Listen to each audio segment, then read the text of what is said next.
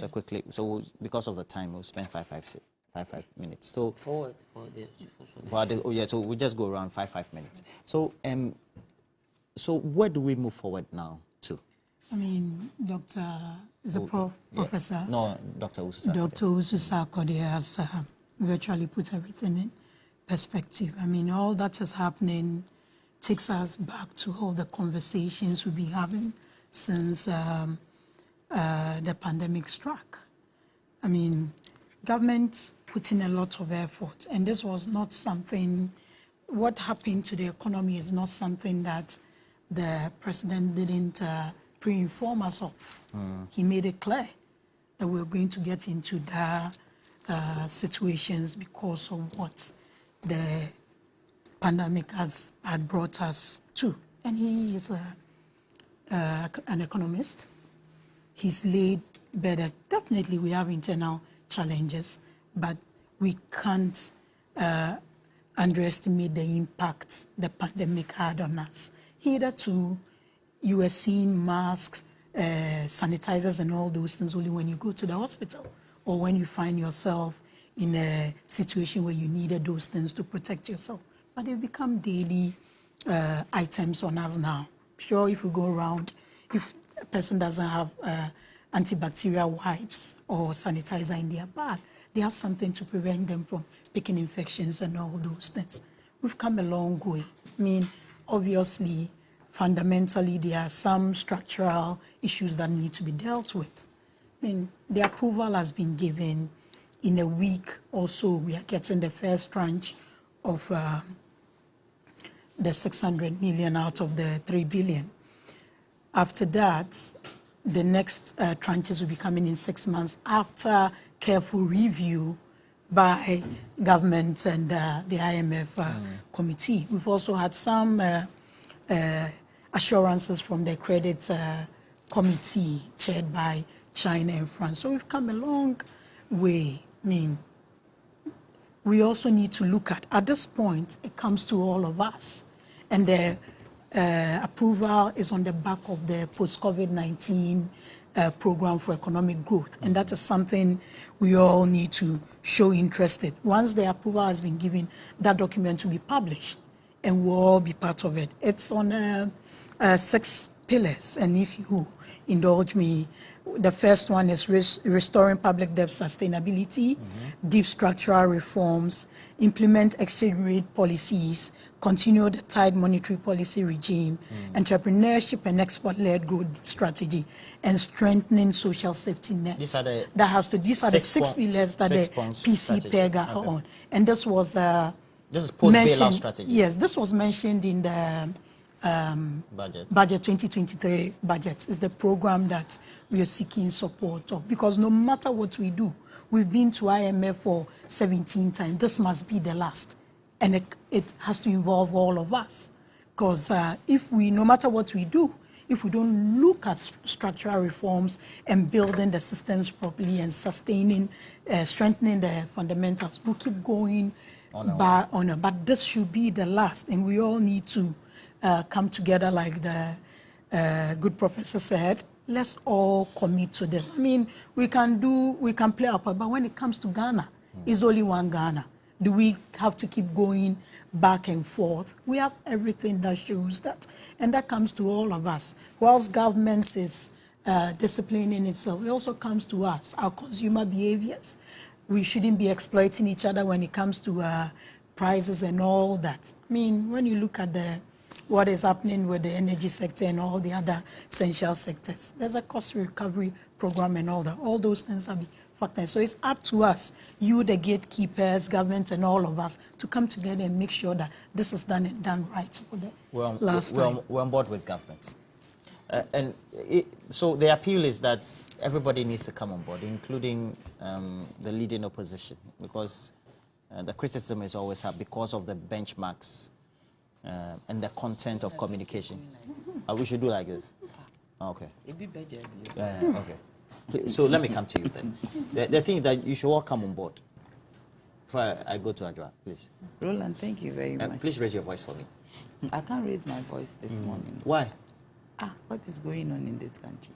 Roland, You're supposed to come on board. $3 billion, $6 billion worth of illicit gold leaves our shores for the international market every year. And today, we are glorifying the fact that we have been able to secure a loan. Is it glorifying? Yes, it's like we should be happy. That's Why not? Why should you be happy that we can manage our economy? The president said it. And because we have mismanaged our economy, we are going for a loan. You see, this is a roadmap to destruction and pain and suffering. How do you? IMF doesn't come. We were having difficult. Now you have $3 billion to create the space. No, but I am saying the IMF doesn't come with goodies. It's not a free ride. Do you get me? When the doctor was speaking, he said that we should not force government to cut expenditure, but every expenditure should go with a plan. As you spend money, it should go with a plan. You need roads, but there should be a plan to it. You just don't do it because you want to be in power or because you are in politics.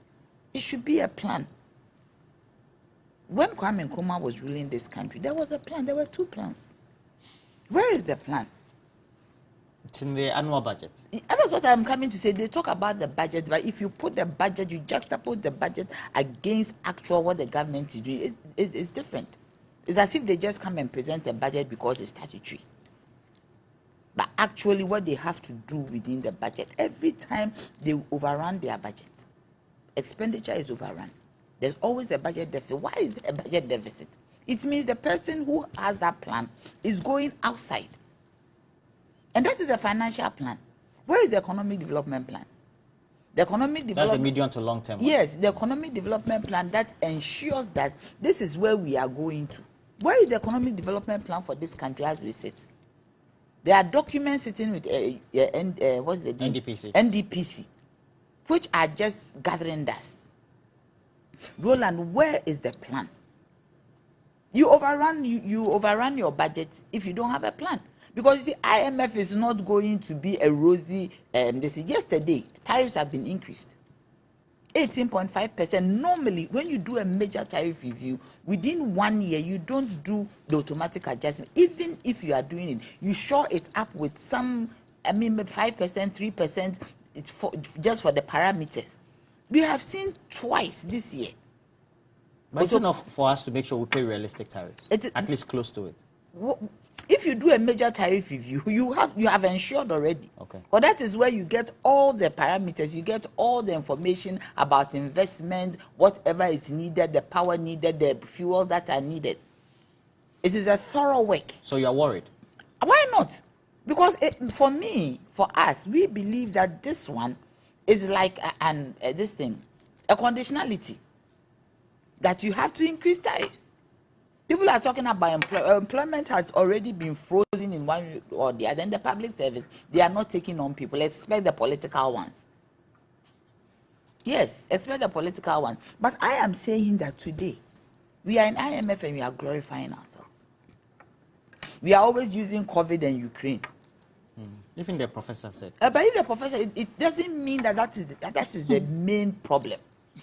We got $3 billion when COVID came. How did we expend that money? It's in the auditor general. Do you get me? How did we expend it? We expended it anyhow. The auditor general's report came and we saw what was in it. Somebody took 200,000 metro mass and didn't use it for whatever it was supposed to be used for. A woman in Sanerugu or somewhere came and told us how the money was given to them. How did we expend 3 billion COVID money? You see, COVID didn't... I don't understand. Are you saying because we mismanaged or we had 3 billion? What did we use it for? That money could have even helped us. They said that part of it was used to help the budget. Do you get me? That money, was it given for us to support the budget?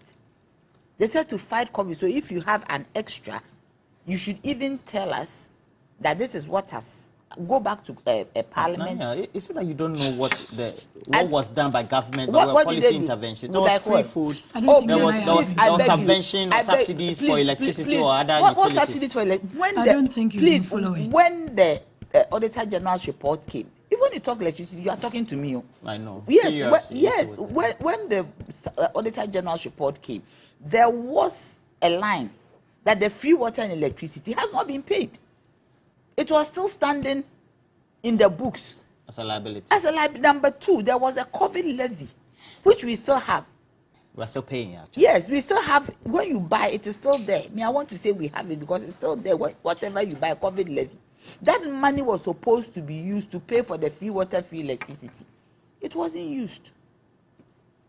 That debt is still standing in the books of the utilities. So what are you talking about? Food. How much food? Did you get food? It's for those. For those who? For those who are captured in a certain area. So you are not. Everybody is vulnerable. If they say COVID. No, I was extremely vulnerable. Yes, everybody. Because if you say COVID has affected us, the vulnerability of COVID covered everybody. Yeah. But not everybody falls under that threshold. But that's what I'm saying. That did you get? I didn't. I am vulnerable. You are vulnerable. Maybe Laratu is not because he's in government. She's in government. Ajua is vulnerable. Am I not Ghanaian? Do you get me? Laratu might not be. Maybe she is, but I don't know. But she is in government. Maybe she is not. So the point is that. Why is it that you have a certain distrust? Or is it because you feel there's a certain precedent has been set, and so that you have that distrust that we're going nowhere? My dear. Didn't we hear? You showed it to us. Yeah. We listened to it. We were happy when the Honorable Finance Minister came that we are a proud nation. We are not going to IMF. We are not going to, we can do it on our own. The president too stood in front of Macron. And we're all proud that the president has been able to tell Macron that we are going to do it on our own. We don't need crumbs from the European countries. You don't need the taxpayers' money. And now today, where are we? So why wouldn't I be a bit perturbed? Why wouldn't I wouldn't want to use the word mistrust, but why wouldn't I? The word is not coming. Roland, tell me. Because we've heard it, so we are not going to IMF. Let me help you with the word pessimistic. You are very pessimistic. Yeah, that is the point. Why? We say we won't go to IMF. But the distinguished economist says that we should all come on board. When they were going to IMF, we sat and we asked that, bring everybody on board. We said that, hold a stakeholder meeting, call political parties, call everybody, let's dialogue.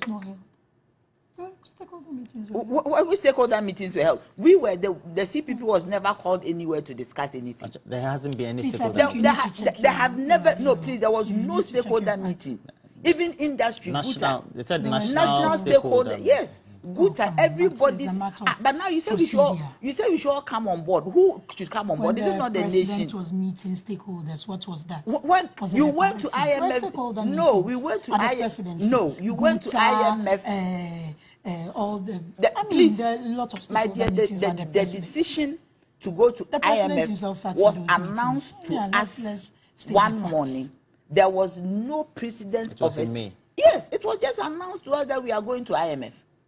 And at the time, before then, who agreed? The finance minister in February yes, I am saying that who agreed that we should go to IMF? This is our decision. It's the president's decision. It's an executive. Yes, he took an executive decision that we are going to IMF. Meanwhile, the people who are that's why we elected him for. I'm saying the people who are going to be part of the program, bear the brunt, all the pain and all the issues are Ghanaians. It was announced to us where we even asked that should we go to IMF? Did we sit down to discuss? So today, why should you be asked? Yeah, because that's why you've elected the president. We gave the president power. Sometimes we forget that sovereignty lies. The power of this nation lies in the people of Ghana, and we gave the president that power to rule over us. So, Roland, if anything like IMF, which is going to affect all of us, and you are not involved, the country is not involved, key stakeholders are not involved, Parliament is not, that is where everybody is, 275 representatives. That is not what we are saying. We are saying that the decision, to go to IMF, Who was involved in that decision? So today, yes, it is good that we all come together. Is the government prepared to involve everybody in the program?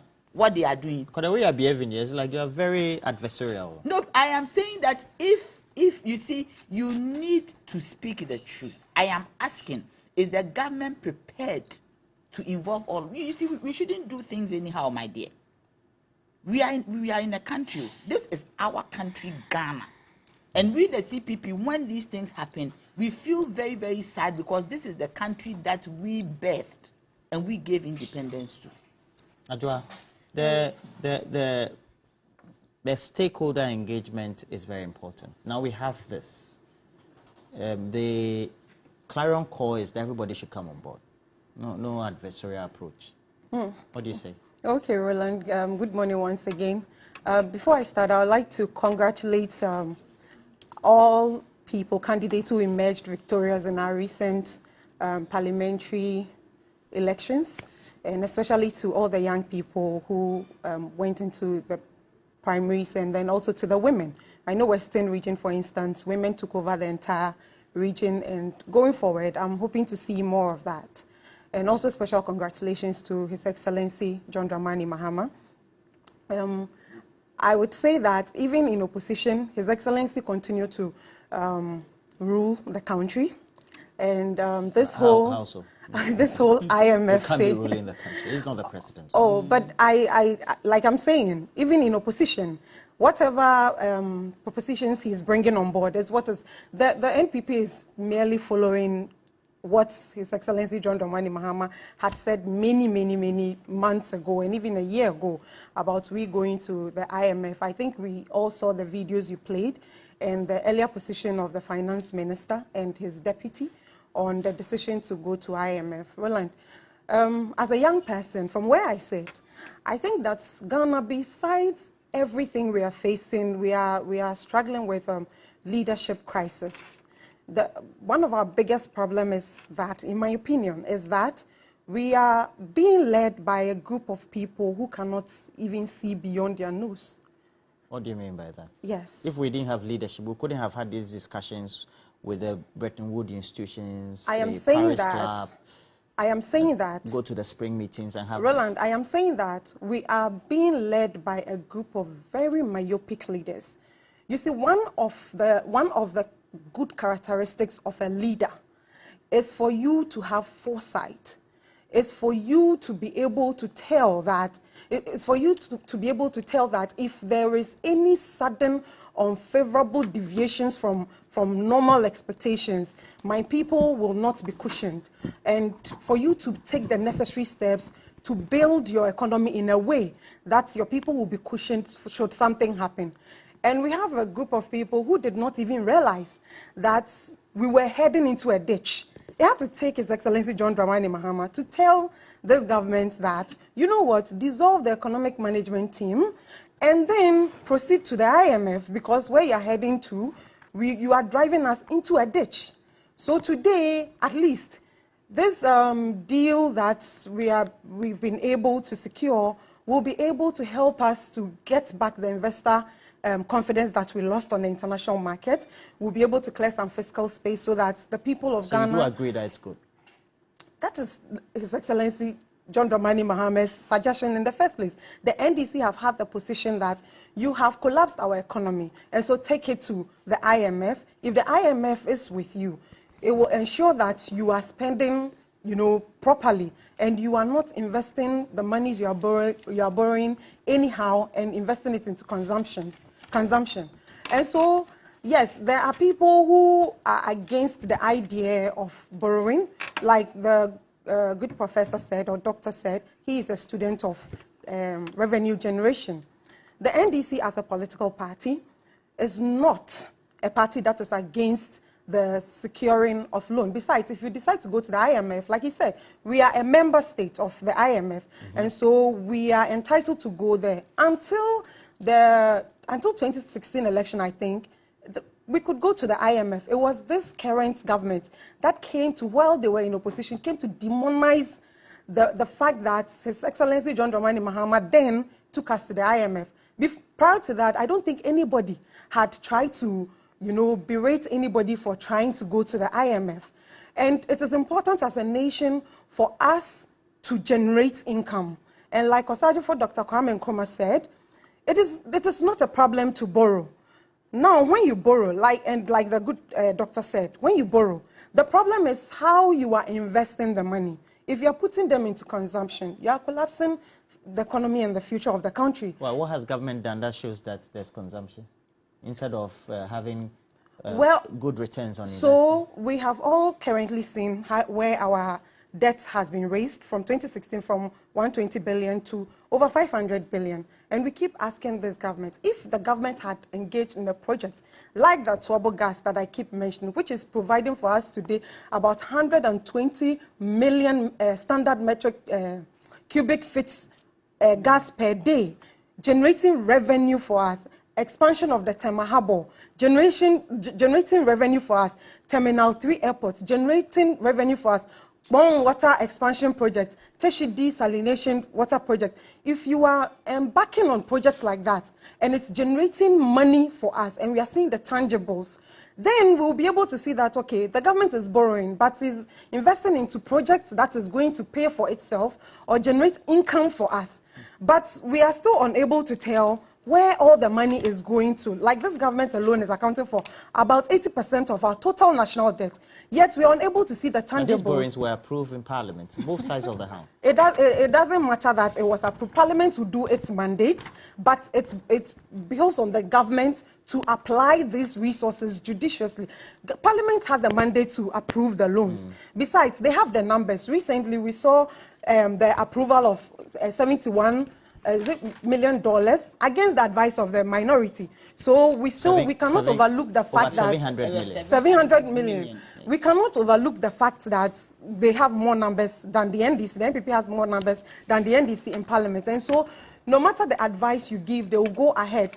It is not the NDC that advised the government to last week go and borrow 3.3 billion from treasury bills. The government is borrowing. Wrap up for me. Yeah, although we are in crisis right now, their behavior is not even showing like we are in IMF. They are still spending, they are still going on the borrowing spree. So I'm hoping that this time around we will be able to invest in strategic areas, just as the NDC have been advising, so that all of us can have some respite, because like the hardship is not discriminating, we are all suffering.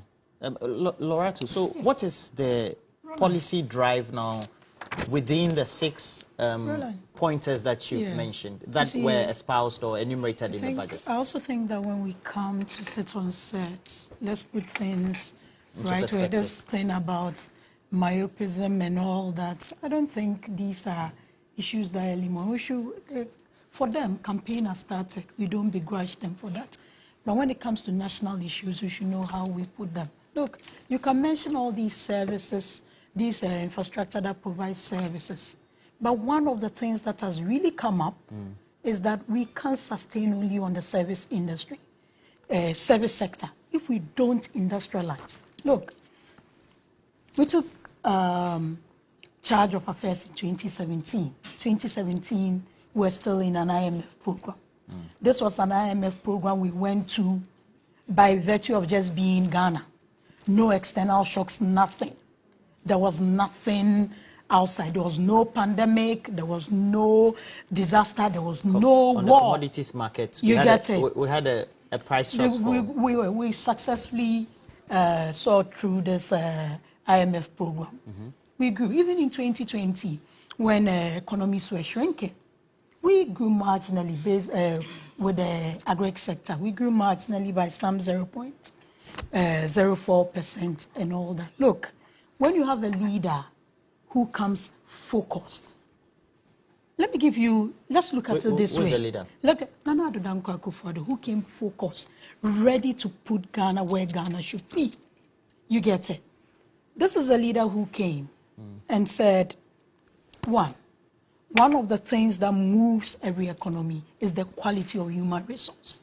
So free SHS, I'm introducing that. We've seen it. We've seen the performance and all that.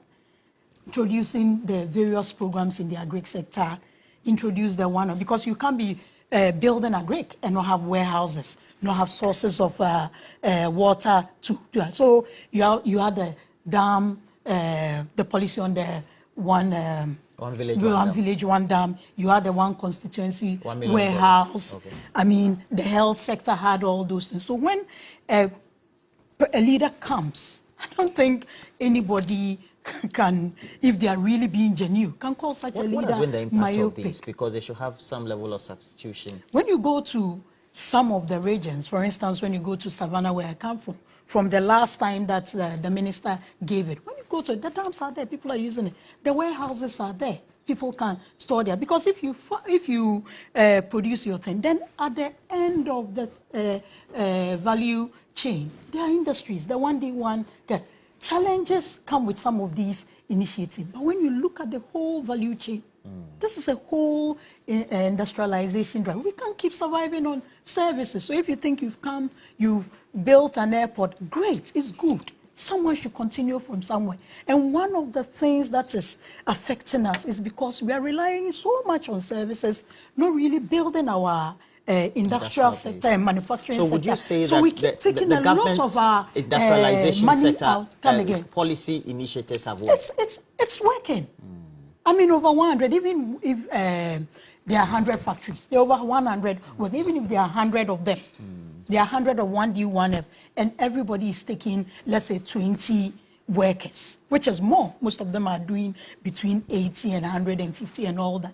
People may decide to talk down on them, but if we are going to build this country, because what is our main strength? It's raw materials that we keep, I mean, from minerals to food, arable lands and all that. So if we don't kick it, and don't let us make it seem as if because we IMF, that's not the end of it. Even before we went to IMF, there were a lot of revenue mobilization measures that were put in place. You remember what happened to the 2022 budget? Most of the components were approved, I mean, 5-6 months down the line. But fortunately, for this 2023 budget, all the revenue measures that were required and all that have been approved by Parliament. So there's no need going back to do all those things there.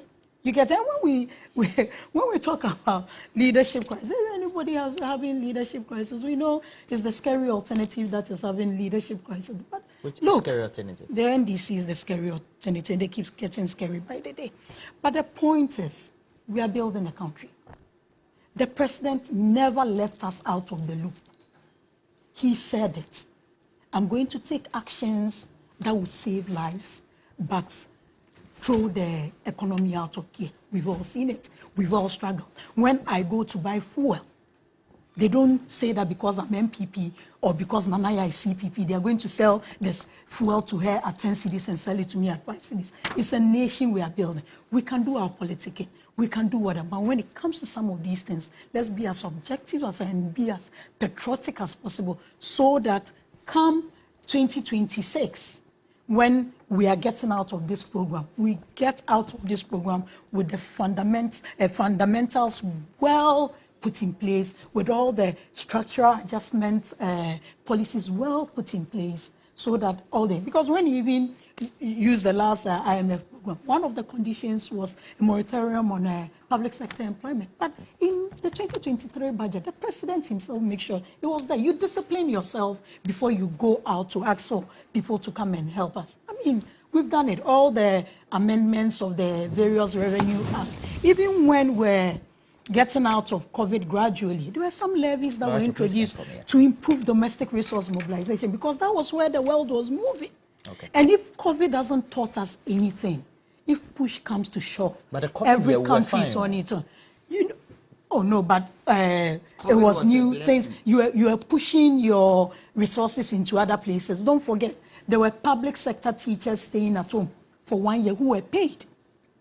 That's true. Health sector workers were given tax rebates.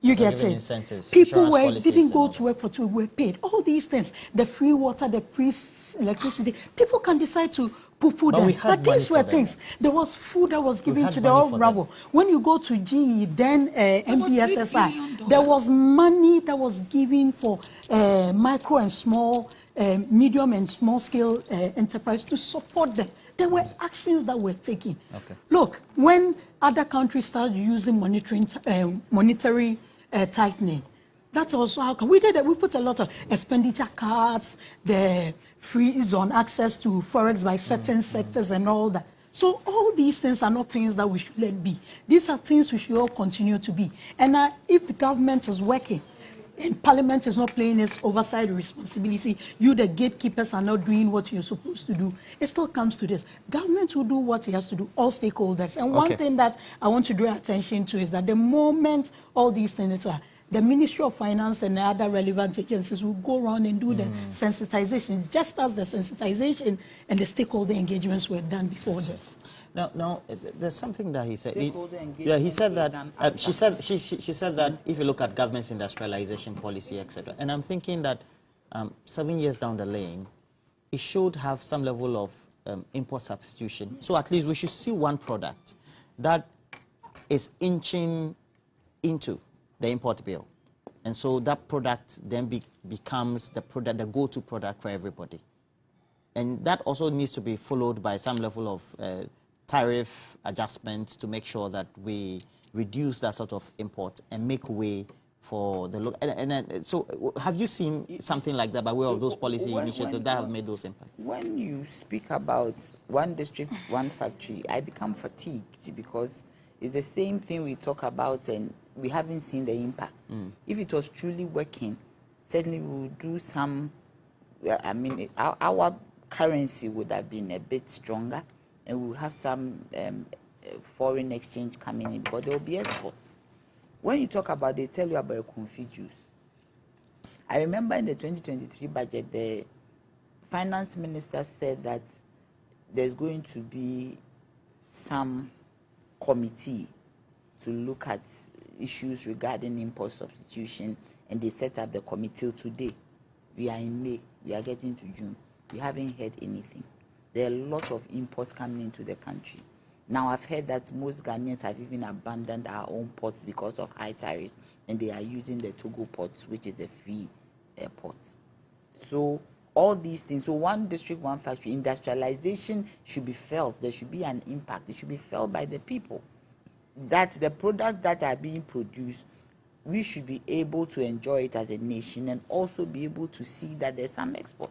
I believe the reason why this government spoke about one district, one factory was towards industrialization and making sure that we export. Now it has become some form of a business support scheme that when you have a company and you need help, then they give you money. That is in tandem with the private sector. The different models.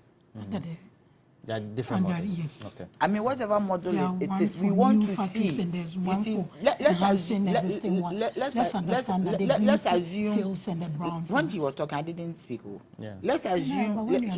She's mastered the No, but craft we know. Yes, interjection. She taught me. Nana taught me. That's good. You see, the point is that the point is that one district, one factory, 7 years down the line, let's assume that even 1 year you did one industry. And you said districts. We have 260 districts, so we should find the companies in districts, not all of them in Accra. Even, I mean, you find that some company that is even a trading institution selling tiles, they have put there one district, one factory. You mean an existing? Yes, an existing. It's on the Sprinters Road. I don't have to mention. Yes, I don't want to mention names. Which one sent you? So, I mean, I don't want to or mention. B5 and I don't want to mention anybody's name. So the point is that now we are in IMF. The professor who has become today our reference point, is it the doctor? When we are speaking, say the doctor. Yes, become our reference. Said that this IMF program is for short-term stability. Yes, it has always been. That is what I'm saying. It means that we shouldn't be happy. That is the point. But it's just going to give us space. That is the point. But you see, being the short-term stability and knowing these people, the MPP government, the next moment you see they'll be running for another loan on the market, going to the bond market to borrow. Because if we find some stability, then it becomes attractive for you to borrow again. So if we are not careful and we don't open our eyes, you will be there and they'll go borrowing again. Because I equate IMF to more borrowing. Why? Because it will bring you short-term stability. It will make you attractive, which is not very real, because that's not what we are looking for. To remove your techie. It will remove whatever. And at the end of the day, you think everything is all right. Then they'll go back and borrow. Because you see, IMF is bringing But then 600 million. IMF puts you under certain strict expenditure pattern. That's a reality. We They experienced it from 2015. I know, but I'm saying that expenditure pattern, but it doesn't say don't borrow further. Do you get me? It doesn't say do not borrow further. And if money is borrowed, which is not under IMF, this thing, control, the IMF would not have the hand to decide what we use that money for. So Roland, about two, 3 weeks ago, they went to Parliament to ask for approval for 700 million. Over 700 million. 710 or something. Yes, which is more than the 600 million that is including coming. COVID support. Two of them. When the WHO has come to say that COVID is now like it's no more a public emergency, but they want to get $60 million for public. You think we should have refused it? Yeah, we should have refused. Where is the COVID? But we need the facilities. Doesn't mean COVID. The hospitals are. You see, you don't need a private. There's no facility. COVID anymore. There's no vaccination going on. Nothing is going on in respect please, to will you COVID. let me finish? Larry, please. What is going on in respect of it's become like a cold, a normal cold from what I listen to. The WHO, I think we have to put the discussion where it is. The WHO says it is no more a public health emergency. So you are speaking to that. Please, I grant you that. Yeah, please go that is what it is no more a public health emergency. So why do you go and get $16 million? Besides, the vaccine institute, of course, but for instance, malaria, do you go and get a loan to fight malaria? Malaria as it stands today is more dangerous than COVID. Do you get me? Because it is an emergency, especially for kids. That vaccination for the young ones. It's a daily public health. Yes, yeah, the vaccination for the young ones. The polio. No. Yes, that one is also, that's even more of an emergency than COVID. COVID, he said it is not an emergency. There's still a lot of research. So no, but we have this institute. They've set up an institute, which is also private sector. The vaccine institute, which includes the studies that they will do. So grant, if, for instance, this and 60 how would million, that study be done?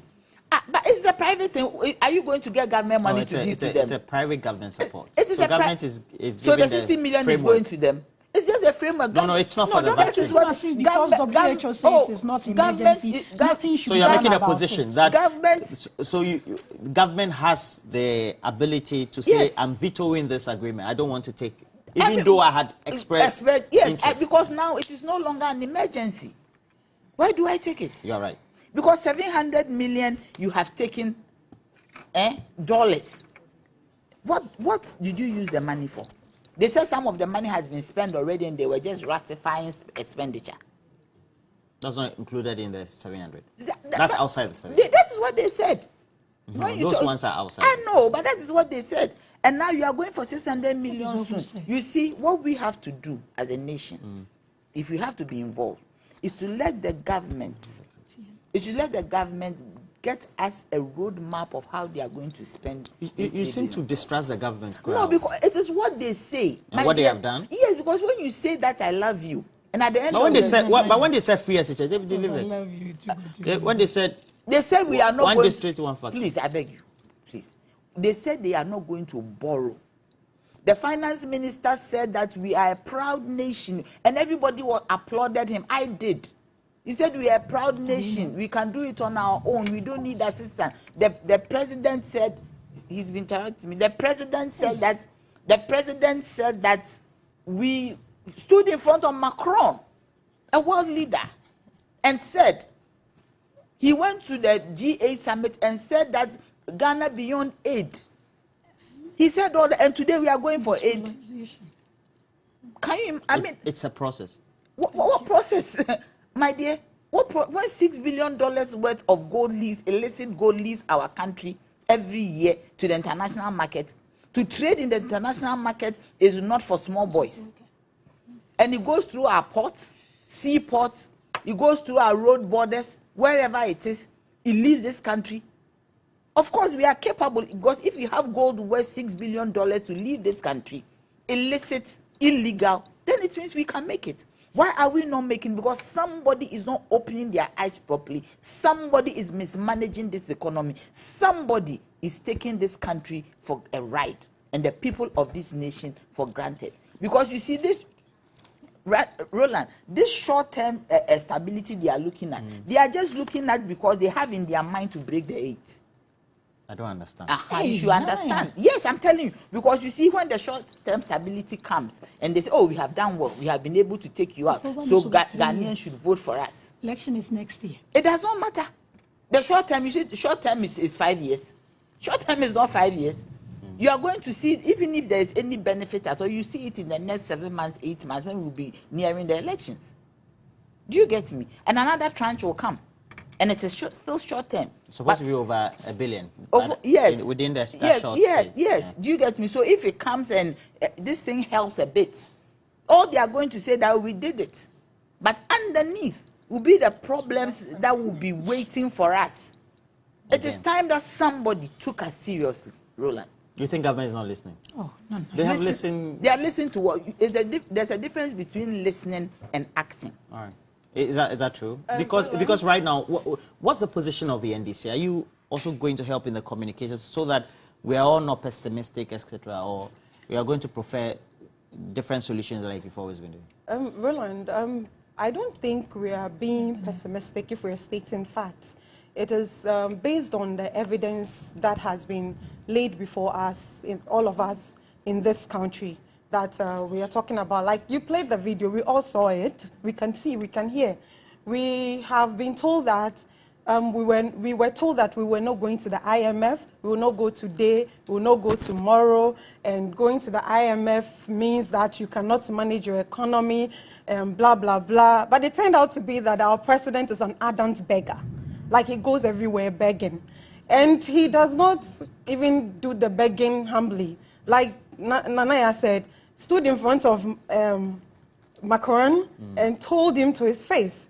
And for most Ghanaians, it was a proud moment because, yes, we are not going to borrow, although the people who truly understand the economics of this country knew that it was just empty bragging. Because you must, I always say this thing, it's beginning to look as if this government does not make use of data. Before they speak, they do not look at where they stand or where they sit. When I mentioned that we are being led by a group of myopic people, I think Loreto had an issue with. But if the thing works, your adjective this morning. If the thing works like a duck, talks like a duck, and swims like a duck, it is a duck. We cannot call it a small bird. If you cannot, from where you sit, after you have inherited an economy that had buffers, somebody built an economy that 2016, when you took over, agriculture was growing. She made mention of policy and some policies they are making. And again, they are not even able to distinguish between policy and slogan. Slogan is not necessarily policy. They are not consubstantial. You can have slogans and you can have policy. If the slogans are things that are not positively impacting us and we are not feeling it, it cannot be a policy. You inherited an agriculture sector. But the slogans were for the aesthetics. The policy is what drives. And we had planting for food and jobs. You inherited an economy that agriculture was growing at a rate of 2.7%. And by 2022, it was growing at 0.7%. You had manufacturing growing at 7.9%. 2022, agri did not grow. Please, let's check these figures. I think it's 4 point. What's the source? No, in manufacturing, it's 4.5. Okay. What's the source? Manufacturing is 4.5, and construction is 4.2. It's growing at 4.2 in 2022. So if you have inherited an economy that was in 2016 was doing 0% central bank financing, and today this economy could not even on time provide vaccines for babies. This same economy has restructured and expropriated people's wealth. This same economy has seen our elderly people, our heroes, people who have worked their lives, standing outside finance ministry, picketing for their own money. An economy like this, you should not even have the courage. And then did I hear Loreto say that when COVID struck, teachers were staying at home and we're still paying them? Please, let's respect our viewers. Teachers go to classrooms in as much as their work is very important. Their work does not involve income generation. When teachers go to classrooms to teach, whether they'll go to classrooms to My incomes have to be generated to pay them. But yes, so if you want to make an example, if the economy is not generating enough, yes, and I'm saying that if you want to make an example, yes, if you want to bring an example, you can maybe give us a better example of sectors that goes out there to generate income directly. So that teacher sitting at home example does not wash for me. The attempt of imposing on the people of Ghana to accept that COVID is what has caused everything that we are going through, I think now it is becoming very stressful to listen to that kind of juvenile argument. We all saw the very watered down COVID-19 auditor report. I apologize. Now let me continue. And I think she needs to retract it. She needs to watch. I retract. I apologize. Let me continue. We all have language. So please let her make her submission. I have retracted and apologized. But that argument to me, it doesn't wash. And that we all saw the very watered down Auditor General's report and how much it was. What do you mean by it's watered down? Because, in my opinion, with the amount, more could have been found out. More could have been found out, in my opinion. But still, with what was found out, we were told that almost half of that money went into budget support, which means that COVID-19 actually came to support our economy. But for COVID-19, we would have been worse off than we are today. So that argument that COVID, I think it is tiring. It's becoming very painful to listen to. It is stressful to listen to government spokesperson to say that COVID-19 struck and there were problems and COVID-19 struck the whole world, but at some point, our currency was the worst in the entire world. And we are asking, all fingers are not equal, but why must you be the shortest? Why must you be the shortest? That is our problem. So we are saying that our leaders must sit up and do for us what we are paying them to do. Lastly, I'll add that before we went to this IMF deal, we were told that we needed to pay e-levy so that we do not go to IMF. Now that IMF is here, we are looking forward to when government seeks to cancel the e-levy. And also, we are waiting for the resignation or the sacking of the finance minister, because we were also promised that we are supposed to wait for the finance minister to finalize the IMF deal. And but we are not the appointing authority. Yes, but that is what the appointing authority told us. You get it? So we are waiting for the resignation, and also we are waiting for the cancellation of the e-levy, just as they promised us. Are we going to do that? No, Finance minister resigning. Roland. When we talk about e-levy, we all know the gymnastics they did with e-levy. E-levy was supposed to be a domestic resource mobilization model to help us shore up our illegally entering our e-levy went with in a form. Are you saying it's the NDC that made it unsuccessful to implement? By the time it was approved, 5-6 months down the line, the rate that was proposed, was reduced. The categories that were introduced. So e-levy itself had its own challenges and all that. So definitely, we moved from a projection of 6.9 billion to a revision of it to about 600 million. So I don't see how e-levy even comes to this conversation. How you get it? Look, Roland, the question has been asked. Are we going to cancel we e-levy? inherited a sick economy. Why do we say we inherited a sick economy? Because when everybody talks about why we go to IMF is when your economy is in trouble. We are in difficult times now. That is why we've gone to the IMF. That doesn't mean any other thing that we're doing shouldn't be done. Just as we are raising our revenue, we are trying to improve our SOEs. We are improving our SOEs. We are improving our SOEs, state enterprises, to be profitable. That is not my call. Okay. We have a president who appoints, and the president said he was the one he could rely on to do it. They should give him some time. This is a conversation. I don't